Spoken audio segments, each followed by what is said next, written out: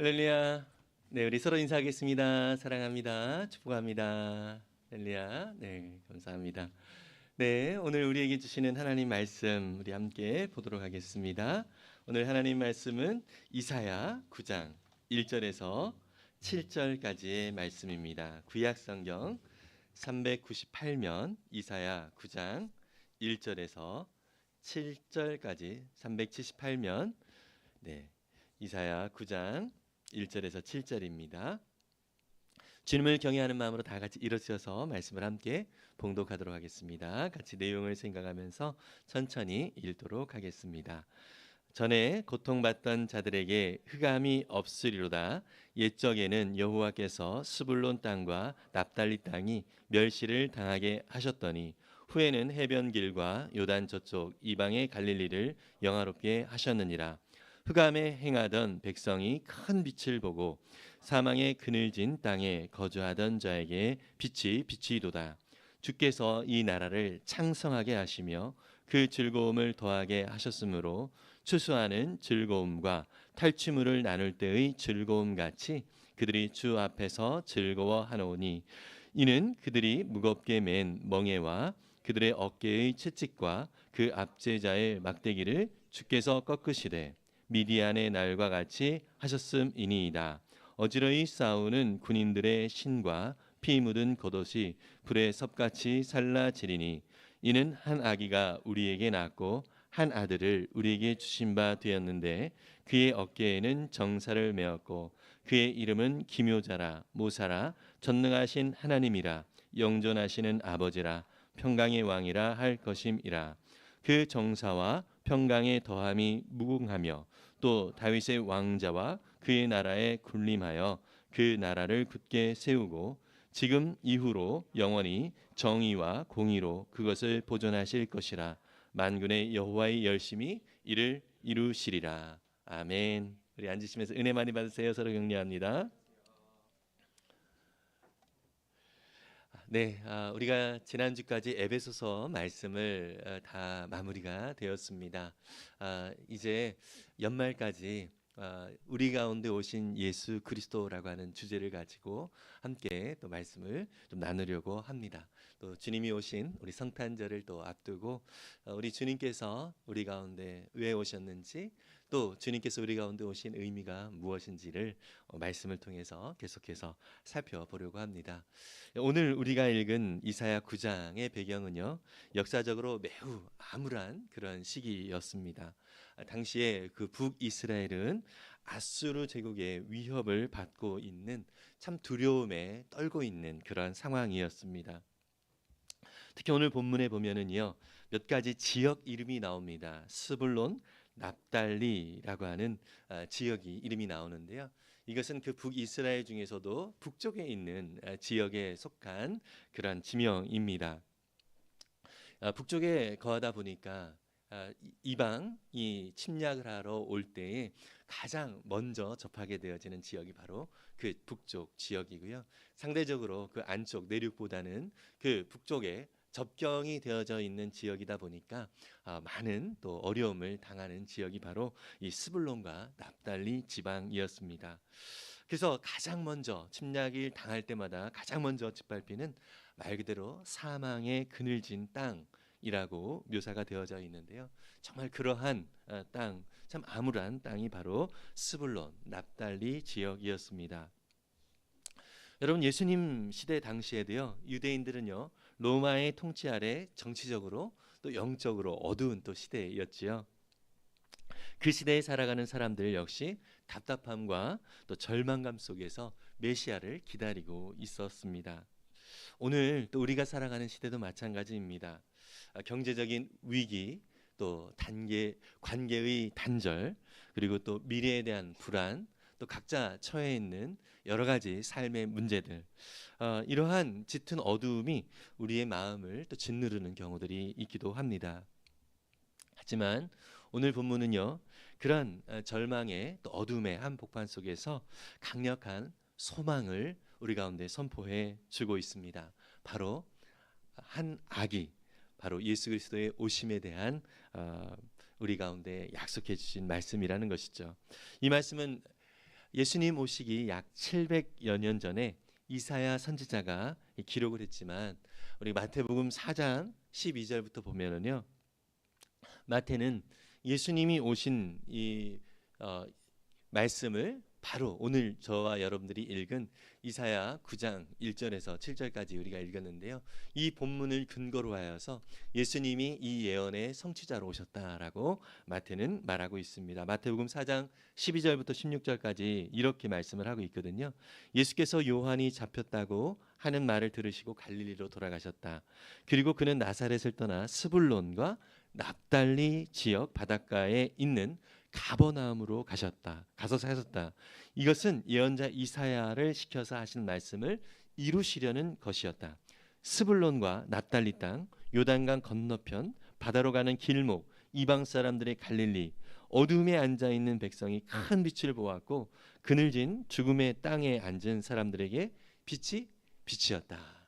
여러분, 예수님이 갈릴리 지역, 다시 말해서 그 당시 구약 시대의 스불론, 납달리 땅이라고 불리던 그 갈릴리 지역에서 사역을 하시는 그 내용을 바로 이 이사야 선지자가 예언했던 그 예언의 성취로 지금 설명을 하고 있습니다. 실제로 예수님은 예수님의 고향 나사렛을 떠나서 스불론과 납달리 지역 바닷가에 있는 가버나움으로 가서 사셨다라고 말씀을 하고 있습니다. 바로 그 북쪽 지역에 예수님께서 사심으로 말미암아 그곳에서 비치신 예수님이 어둠 가운데 있는 백성들에게 그 어둠을 빛을 비추는 그러한 역할을 하신 분으로 묘사를 하고 있습니다. 여러분, 오늘 본문을 통하여서요, 저와 여러분들의 삶 가운데서 오신 그 예수님이 과연 어떠한 분이신가라고 하는 것을 우리 이사야의 예언을 통하여서 성취된 그 예수님의 모습을 통하여 한번 살펴보려고 합니다. 절망의 땅에 소망으로 오신 예수님은 과연 우리 가운데 어떤 분으로 오셨을까? 오늘 첫 번째로요, 짙은 어두움 속에 빛으로 오신 예수님이십니다. 오늘 본문의 2절을 세번역성으로 다시 한번 읽어보겠습니다. 같이 읽습니다.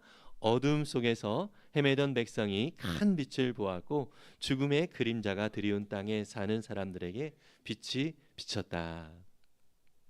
네, 먼저 백성들의 상태가 어떠했는가라고 하는 것을 묘사하고 있습니다. 어둠 속에서 헤매던 백성들이었습니다. 그리고요, 죽음의 그림자가 드리운 땅에 사는 사람들이었다라고 묘사하고 있습니다. 다시 말해서 죄로 인해 영적인 어둠 가운데 살 수밖에 없었던 사람들이었고요. 또 예수님을 만나기 전에 어둠 속에 살면서 어디로 가야 될지 모르며 방황하고 있는 헤매는 그러한 사람들을 묘사해 주고 있습니다. 우리에게 주어진 이 생명의 빛을 찾지 못하던 그러한 사람들이었습니다. 또 살아가고 있으나 또 죽음의 그림자로 드리워진 것 같은 절망과 또 소망 없는 그런 삶 가운데 살아가고 있는 사람들, 이런 사람들에게 예수님께서 빛으로 오셨다라고 선포하고 있습니다. 여러분, 우리 가운데 오신 예수님은 우리의 어두움을 다 거두시고 또 사망의 모든 권세를 이기신 빛으로 오신, 생명으로 오신 예수님이심을 믿습니다.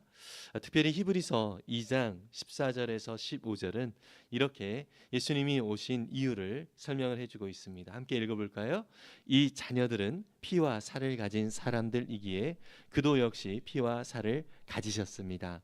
그것은 그가 죽음을 겪으시고서 죽음의 세력을 쥐고 있는 자 곧 악마를 멸하시고 또 일생 동안 죽음의 공포 때문에 종노릇하는 사람들을 해방시키시기 위함이었습니다. 아멘. 예수님께서 죽음을 몸소 겪으시면서 죽음의 세력을 쥐고 있는 모든 악한 세력들을 이기셨다라고 선포하고 있습니다. 무엇을 묘사해주고 있는 것이죠? 십자가의 예수님이십니다.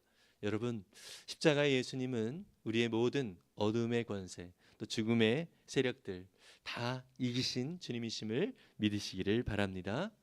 그래서 우리는요, 죽음의 공포 속에서 종노릇하고 있었던 우리였지만 이제는 죄의 노예가 아니라 하나님의 거룩한 자녀로 예수님을 통하여서 우리의 신분이 바뀌게 되었다라고 히브리서 기자는 설명을 해주고 있습니다.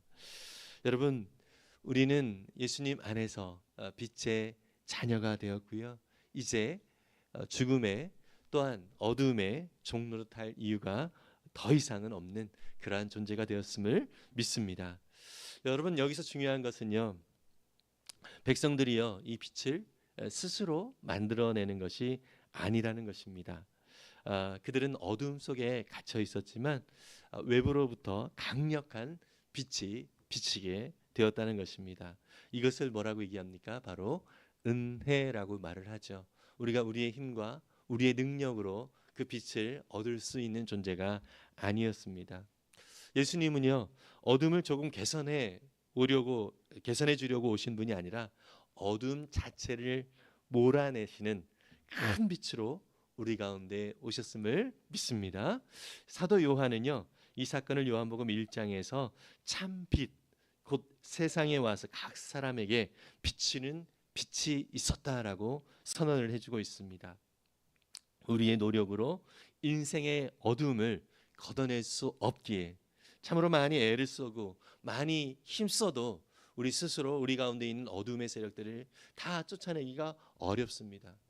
그러나 예수님만 유일하게 저와 여러분들의 이 모든 어둠을 다 쫓아내시고 밝은 빛 가운데 우리가 살아갈 수 있도록 인도해 주시는 분이심을 믿습니다. 여러분, 혹시 2018년에 아주 유명한 그러한 뉴스가 있었습니다. 태국 탐루앙 동굴에서 소년들을 구조하는 사건이 있었습니다. 저도 이때 그 뉴스를 또 눈여겨서 계속 살펴보고 있었는데요. 2018년 전 세계가 숨죽여본 그런 사건이 있었는데 바로 태국의 탐루앙 동굴의 유소년 축구팀 13명이 그 동굴에 들어갔다가 폭우가 생기게 된 것이죠. 폭우가 일어나게 돼가지고 그 동굴 안에 이 13명의 유소년 축구팀이 갇히게 되었습니다. 그들이요 무려 9일 동안 그 칠흑 같은 어둠과 굶주림 속에 그 동굴 안에 갇히게 된 것이죠.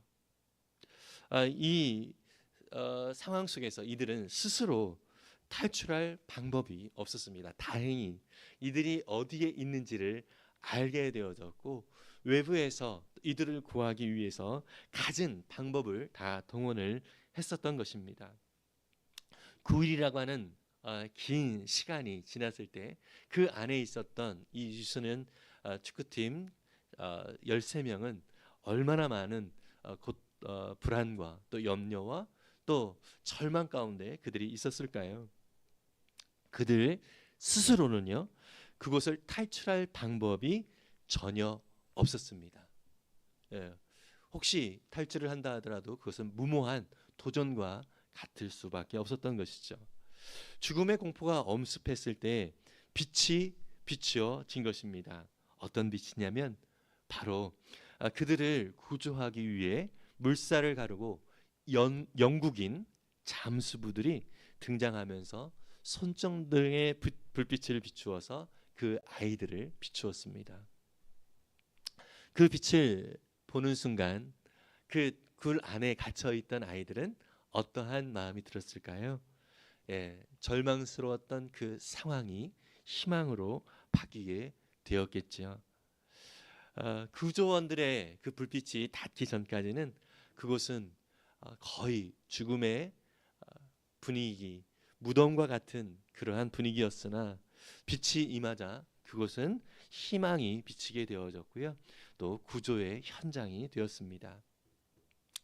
참으로도 너무나도 감사하게 13명이 다 구조가 되어지는 놀라운 그러한 일들이 일어나게 되었죠. 여러분, 예수님이 오신다라고 하는 것은 바로 이와 같은 것입니다. 우리는 스스로 이 어둠의 세상 속에서 이 사망의 어둠 속에서 우리가 이겨낼 수 있는 존재가 아닙니다. 도저히 길을 찾을 수 없는 캄캄한 인생의 동굴 속에 갇혀 있을 때 저와 여러분들에게 생명의 빛이신 예수님이 찾아오셨습니다. 그 빛을 맞아들이고 늘 그 빛이신 주님과 우리가 친밀하게 교제하며 살 때에 저와 여러분들은 참 생명과 또 영원한 그 빛의 자녀로서의 삶을 풍성하게 살아낼 수 있음을 믿습니다. 예수님과 동행하면 항상 우리는 이러한 빛 가운데 살아갈 수 있게 되는 것입니다. 요한복음 8장 12절은 이렇게 말씀하고 있습니다. 함께 읽어볼까요? 예수께서 다시 그들에게 말씀하셨다. 나는 세상의 빛이다. 나를 따르는 사람은 어둠 속에 다니지 아니하고 생명의 빛을 얻을 것이다. 여러분, 정말로 예수님이 우리 가운데 빛으로 오셨음을 믿으십니까? 우리의 삶 속에 혹시 어둠처럼 느껴지는 그런 상황들과 현실들이 있습니까? 그렇다면 우리 주님과 함께 동행하면서 살아가는 우리 모두가 될 수 있기를 간절히 바랍니다. 주님께서 말씀을 하셨습니다. 나를 따르는 사람은 어둠 속에 다니지 않고 생명의 빛을 얻을 것이다. 오직 예수님께 우리의 생명의 빛이 되어 주신다는 사실을 기억하면서 예수님을 온전히 의지하고 예수님만 온전히 따르는 저와 여러분들이 될 수 있기를 간절히 소망합니다. 두 번째로요, 우리에게 오신 예수님은 어떠한 분이신가? 무거운 멍에를 깨뜨리고 기쁨을 주시는 예수님이십니다. 주님이 빛으로 임하시면 어떠한 일들이 일어나는가? 오늘 3절에서 그러한 그 어떠한 일들이 일어나는가에 대해서 말씀을 해주고 있는데요. 함께 읽어볼까요? 시작. 하나님 주님께서 그들에게 큰 기쁨을 주셨고 그들을 행복하게 하셨습니다. 사람들이 곡식을 거둘 때 기뻐하듯이 그들이 주님 앞에서 기뻐하며 군인들이 전리품을 나눌 때 즐거워하듯이 그들이 주님 앞에서 즐거워합니다. 아멘. 여러분, 예수님께서 저와 여러분들에게 오신 이유, 모든 우리의 무거운 멍에를 다 끊어버리고 깨뜨려 버리시고 우리 가운데 기쁨을 주시기 위해서 오셨습니다. 여러분, 이 기쁨이 우리 가운데 풍성하게 있기를 간절히 소망합니다. 정말 에덴 동산의 이름의 뜻이 뭐라 그랬죠? 에덴이라고 하는 의미는 기쁨의 동산입니다. 하나님과 함께하는 곳, 우리 주님과 함께하는 곳은 기쁨이 있는 곳입니다. 여러분, 그래서 저와 여러분들 가운데 함께하시는 예수님으로 인하여서 우리에게는 기쁨이 있다는 사실을 믿으시기를 바랍니다. 그래서 바울은 데살로니가 교회 성도들에게 항상 기뻐하라라고 권면을 하고 있습니다. 우리의 모든 삶 가운데서 사실 항상 기뻐할 일이 있는 것은 아니죠. 지난 한 주간도 돌아보면 참으로 많이 우리를 낙담하게 만드는 그런 상황들과 현실들이 있을 수 있었습니다. 그러나 여러분, 항상 기뻐하라라고 말씀을 하고 있는 것은, 또 예수 그리스도 안에서 기뻐하라라고 말씀을 하시는 것은 우리가 이 땅 가운데 상황과 환경에 따라서 또 우리의 감정에 따라서 좌우되는 존재가 아니라 우리는 본질적으로 하나님의 거룩한 자녀로서, 기쁨의 자녀로서 오늘 존재하고 있다라고 하는 의미를 가지고 있습니다. 어떠한 상황 가운데 있든지 우리에게 기쁨을 주시는 분이 우리 주님이시란 사실을 기억하면서 주님 안에서 항상 기뻐하며 살아가는 저와 여러분들 될 수 있기를 간절히 소망합니다. 특별히 오늘 본문은요, 4절에서 그 기쁨의 이유를 이렇게 설명을 해주고 있습니다. 함께 읽어보겠습니다. 주님께서 미디안을 치시던 날처럼 그들을 내리 누르던 멍에를 부수시고 그들의 어깨를 짓누르던 통나무와 압제자의 몽둥이를 꺾으셨기 때문입니다. 아멘. 주님께서 미디안을 치시던 날이라고 하는 것은 바로 사사기 7장에 보면 기드온의 300용사가 미디안의 수만 명의 그 군사들을 대응을 하면서 거대한 그 군대를 물리친 그러한 내용이 나오게 되는데요. 정말로 하나님께서 허락하신 이 승리는요, 그들의 능력과 그들의 힘이 아니라 정말 절망스럽고 또 이런 그 상황들을 볼 때 너무나도 짓누르는 무게감이 많이 그들을 억눌렀을 것입니다. 그럼에도 불구하고 그 전쟁을 오직 하나님의 능력으로 승리케 하시는 것을 우리는 사사기 7장에서도 살펴보게 볼 수 있습니다. 정말 그런 것처럼 우리 가운데 있는 모든 멍해, 정말 상황과 환경과 또 건강과 또 우리의 진로와 모든 상황들은 우리를 짓누르는 것 같은 멍해와 같이 우리를 억누르지만, 여러분, 이러한 상황들 속에서 우리 주님은 이 모든 것들을 이기게 하시는 은혜의 주님이심을 믿습니다. 여러분, 방금 전에 읽었던 4절에 보면은요, 그 주어가 뭡니까? 바로 주님께서, 여호와 하나님께서입니다. 여러분, 우리의 삶의 조언은 우리 자신이 아님을 믿습니다. 우리 예수님께서 저와 여러분들의 삶을 신실하게 그분의 손길로 인도해 주실 것입니다. 예수님께서도 마태복음 11장 28절에서 이렇게 말씀을 하셨죠. 수고하며 무거운 짐을 진 사람은 모두 내게로 오너라. 내가 너희를 쉬게 하겠다. 여러분, 주님께서, 우리 예수님께서 하신 말씀이십니다. 우리 주님께서 말씀하신 이 말씀을 의지하고 주님 앞에 우리 모든 수고하고 무거운 짐을 다 내려놓을 수 있는 우리 모두가 될 수 있기를 바랍니다. 주님께 가면 참 쉼과 참 기쁨을 얻을 수 있음을 믿습니다. 더불어서 두 번째, 그 기쁨의 이유는 우리 4절에서는 모든 멍해와 억누르는 것들을 다 우리 주님께서 제거해 주셨기 때문에 내가 주님 안에서 기뻐한다라고 선포를 했는데, 5절에서는 이렇게 말을 하고 있습니다. 함께 읽어볼까요? 침략자의 군화와 피 묻은 군복이 모두 땔감이 되어서 불에 타 없어질 것이기 때문입니다. 어떤 의미입니까? 우리를 무너뜨리려고 하는 모든 악한 세력들은 더 이상 우리를 위협할 존재가 되어지지 않는다라고 하는 것입니다. 모든 적군의 모든 전쟁 장비들이 다 불타 없어지는 그런 상황을 묘사를 해주고 있는 것입니다. 여러분, 우리가 주님을 바라보고 주님과 함께 동행을 한다면 우리를 위협하는 모든 악한 세력들은 더 이상 그들의 힘을 떨치지 못할 것입니다. 우리가 그 주님의 승리를 선포하면서 믿음으로 나아갈 수 있기를 간절히 소망합니다.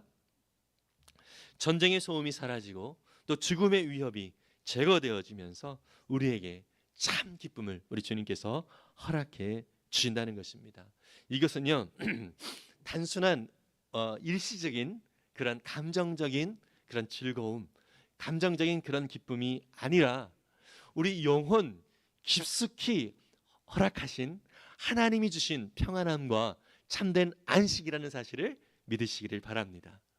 여러분, 정말 이러한 삶을 저와 여러분들 가운데 주님께서 허락하여 주신 놀라운 은혜가 있음을 기억하면서 정말 주님과 함께 동행하면서 우리의 모든 억누르는 멍해를 깨뜨리신 주님, 그리고 우리 가운데 기쁨을 허락하여 주신 그 주님을 바라볼 수 있는 우리 모두가 될 수 있기를 간절히 소망합니다.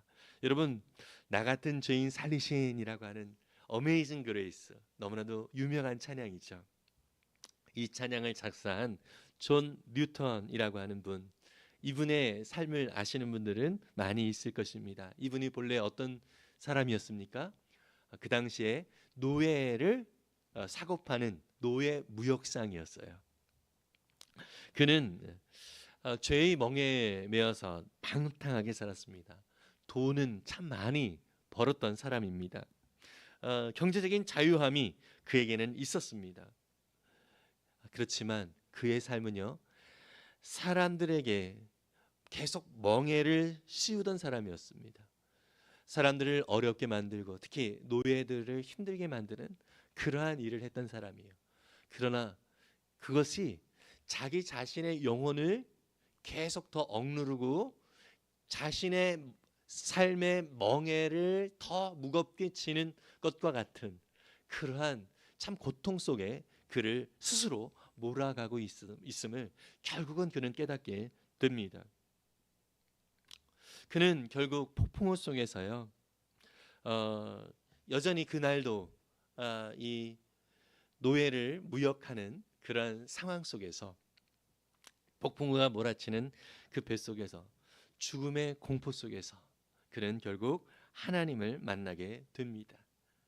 하나님을, 우리 예수 그리스도를 그는 그 죽음의 현장 가운데서 만나게 됨으로 인하여서 예수 그리스도 안에서 참 자유가 있다는 사실을 깊이 깨닫게 됩니다. 그래서 그는 더 이상 이 고통스러운 멍에를 스스로도 지지 아니하고 남들에게도 지우지 않는 그러한 인생을 살겠다라고 작정을 하게 됩니다. 더 이상 이제 노예 무역을 그만두고요, 주님의 나라와 주님의 영광을 위하여 믿음으로 살겠다라고 하는 그 인생의 다시금 사명을 깨닫게 되어지는 그러한 은혜를 누리게 됩니다. 그래서 나 같은 죄인 살리신 그 은혜 놀라와. 잃었던 생명 찾았고 이제 어떻게 됐습니까? 광명을 얻었다. 예수 그리스도 안에서 이제 빛된 삶을 살게 되었음을 믿음으로 선포하고 있습니다. 훗날 그의 묘비명에서 이러한 글귀가 새겨졌습니다. 한때 영혼의 파괴자였던 존 뉴턴, 하나님의 풍성한 자비로 용서를 받고 예수 그리스도를 전파하도록 세움을 받았다. 여러분, 저와 여러분들도 이 어둠의 모든 세력 가운데서 자유함을 얻은 자들이 되었고요, 우리 가운데 생명, 다시 말해서 우리의 주어진 삶의 이유, 하나님께서 허락하신 이 사명, 결국 우리를 통하여서 예수 그리스도의 자유와 그 구원의 놀라운 능력을 전파하는 거룩한 존재로 우리가 부름을 받았다는 사실을 믿으시기를 바랍니다. 혹시 우리를 짓누르는 우리 삶의 멍해가 무엇입니까? 여러분, 이건 역시 우리 스스로 우리의 노력과 우리의 힘으로 벗어낼 수가 없습니다. 오직 예수 그리스도의 십자가의 능력만 이 모든 멍해를 깨뜨릴 수 있습니다.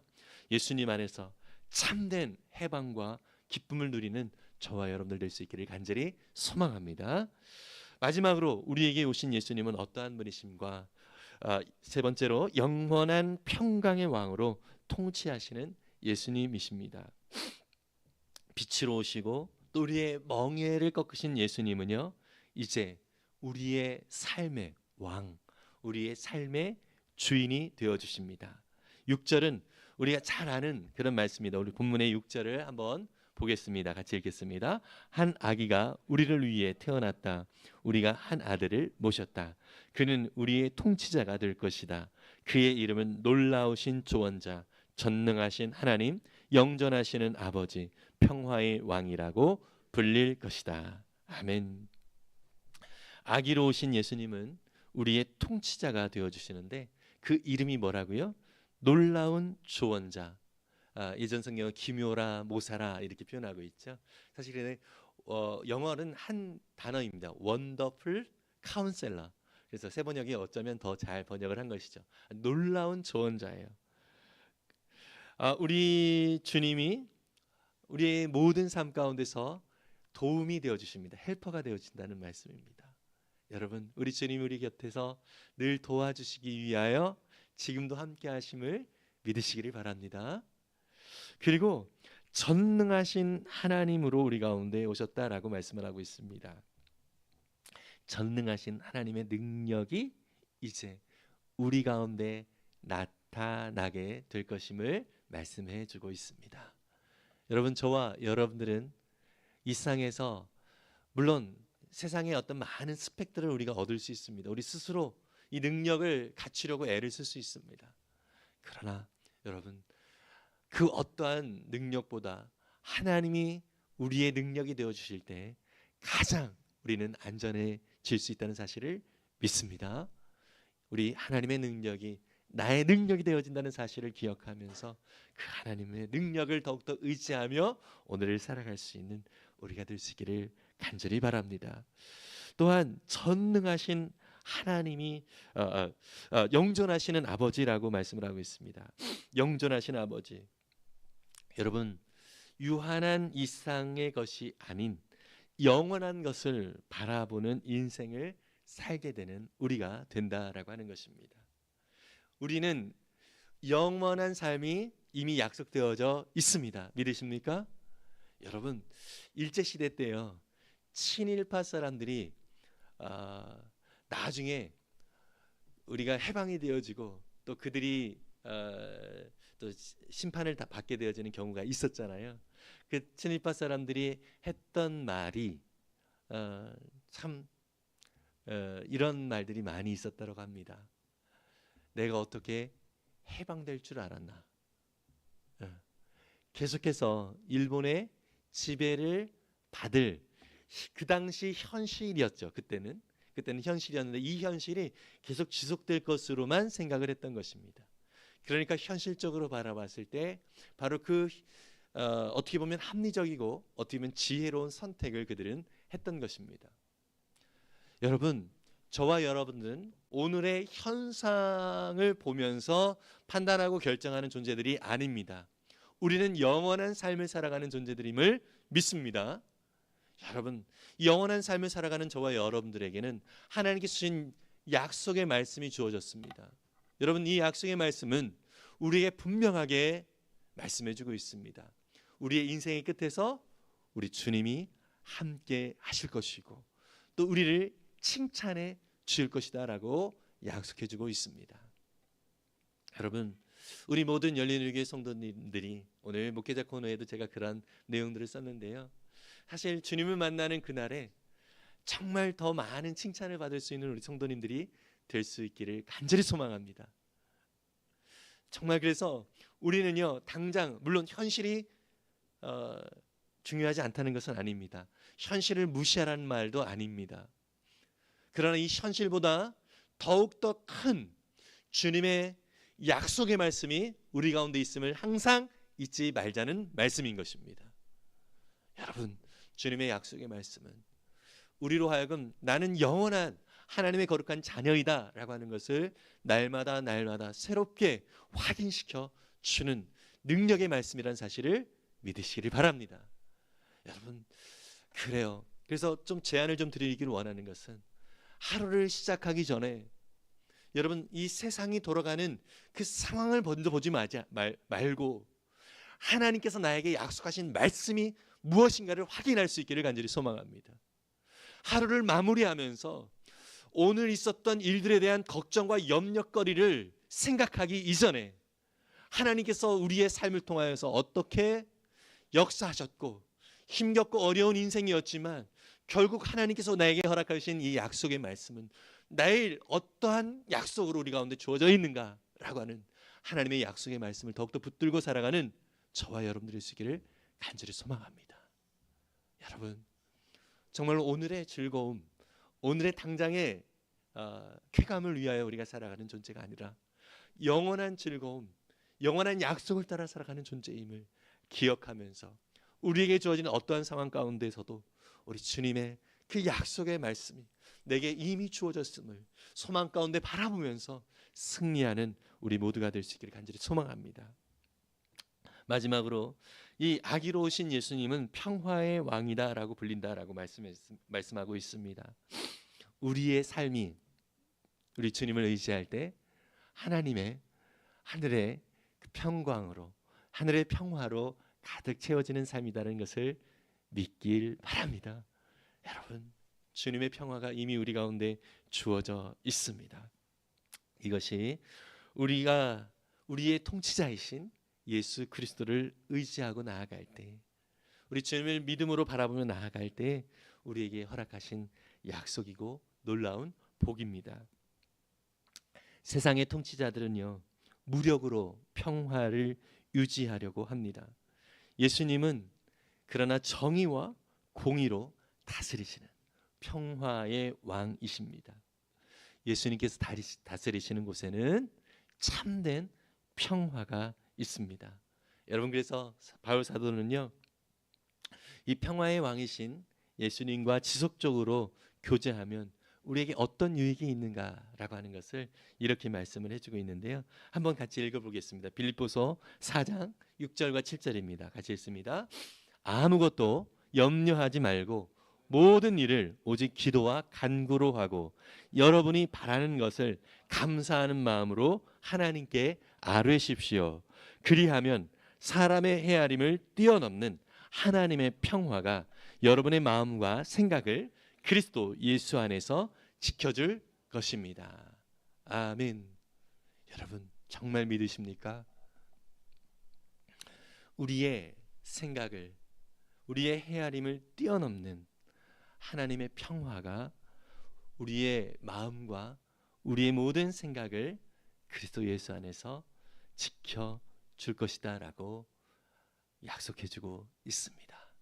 우리가 할 것은 염려하는 것이 아니라 오직 기도와 간구로, 그리고 우리가 바라는 모든 것을 감사함으로 하나님 앞에 아뢰는 것뿐입니다. 여러분, 이러한 삶을 통하여 우리 주님께서 허락하신 놀라운 평화를 누릴 수 있는 우리 모두가 될 수 있기를 간절히 소망합니다.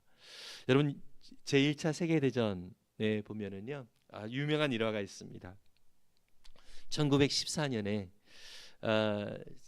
제1차 세계대전 당시에 벨기에의 플랑드르 전선에서 참 기적과 같은 일이 일어났습니다.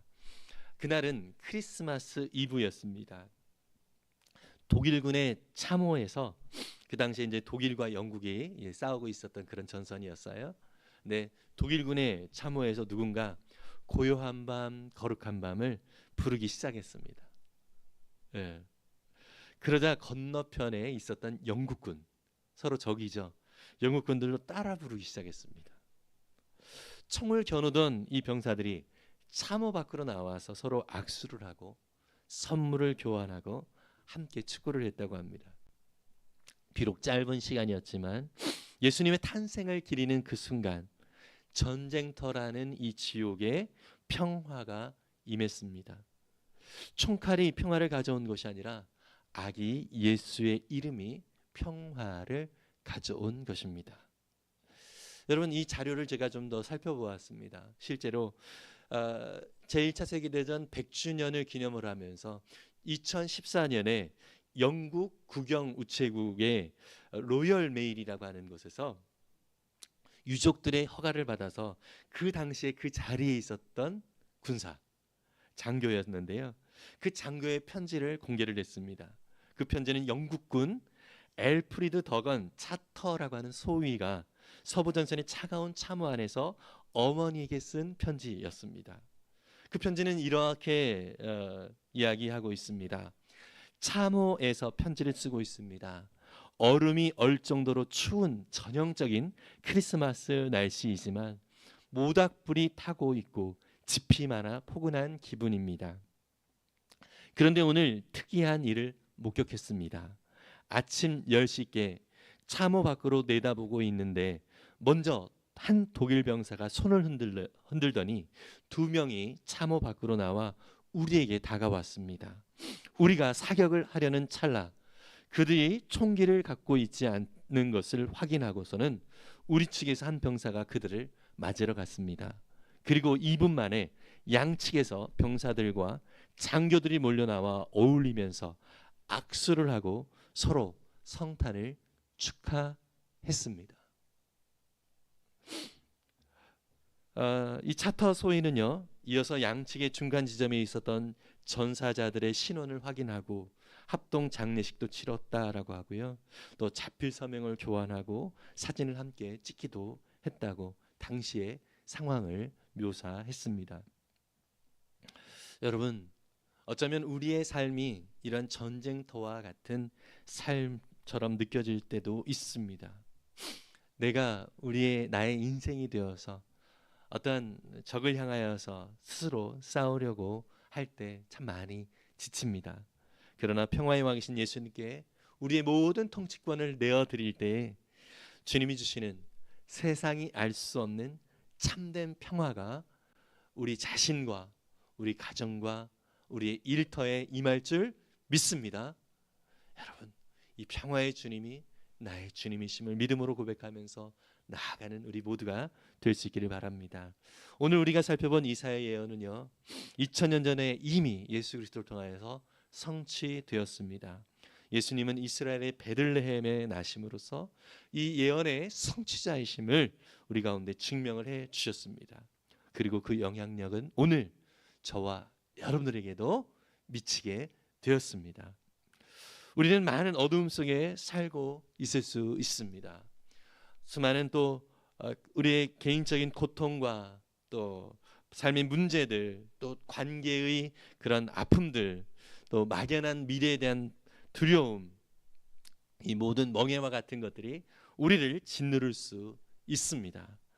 하지만 우리가 기억해야 될 것은 오직 예수 그리스도 안에서만 참 자유가 있다는 사실입니다. 오늘 이사야 선자는 절망 속에 있는 우리에게, 또 어둠 속에 있는 이 세상의 사람들에게 한 아기 예수 그리스도를 소개합니다. 예수님은 짙은 어둠을 뚫고 우리에게 빛으로 오셨습니다. 예수님은 우리의 무거운 멍에를 꺾으시고 기쁨을 주시는 분이십니다. 더불어서 예수님은 지금도 우리를 영원토록 다스리시는 평화의 왕이십니다. 우리 이 시간에 우리의 모든 마음의 어두운 구석들을 주님께 내어드리고 그 빛을 비추어 달라고 기도하며 나아갈 수 있기를 바랍니다. 무거운 짐을 또 주님 말 앞에 내려놓고 평화의 왕이신 우리 주님의 다스리심을 받는 우리 모두가 될 수 있기를 간절히 바랍니다.